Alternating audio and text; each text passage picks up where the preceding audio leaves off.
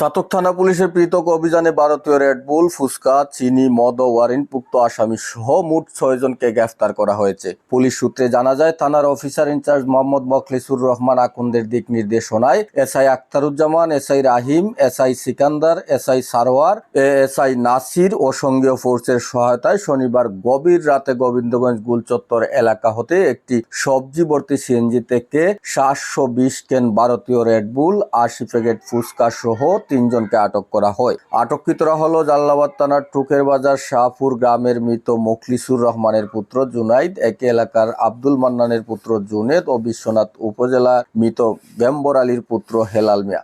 তাদের বিরুদ্ধে সাতক থানায় মামলা রুজু করা হয়েছে। এরপর বুড়ে সাতক থানাধীন মুক্তিরগাঁও শাকিনস্থ প্রস্তাবিত পাগল হাসান চত্বর হইতে সাতক বাজারগামী রাস্তার পার্শ্ববর্তী খাল হইতে 113 বোতল ভারতীয় এসি ব্ল্যাক, 48 বোতল অফিসার চয়েস ও একটি সিএনজি গাড়ি উদ্ধার করা হয়। এ সময় শান্তিগঞ্জ উপজেলার খান্দিগাঁও গ্রামের মৃত আব্দুল করিমের পুত্র সুমন মিয়াকে গ্রেফতার করে পুলিশ। তার বিরুদ্ধেও সাতক থানায় মামলা রুজু করা হয়েছে।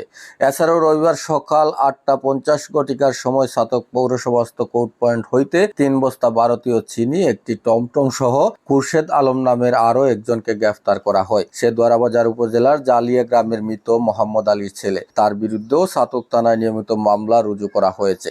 এছাড়া ওই রাতে লিটন মিয়া নামের শেয়ার ওয়ারেন্টভুক্ত পলাতক আরেক আসামিকে গ্রেফতার করে পুলিশ। শনিবার দুপুরে এসব আসামিদেরকে বিজ্ঞ আদালতে সোপর্দ করা হয়েছে বলে নিশ্চিত করেছেন থানার অফিসার ইনচার্জ মখলিসুর রহমান আখন্দ।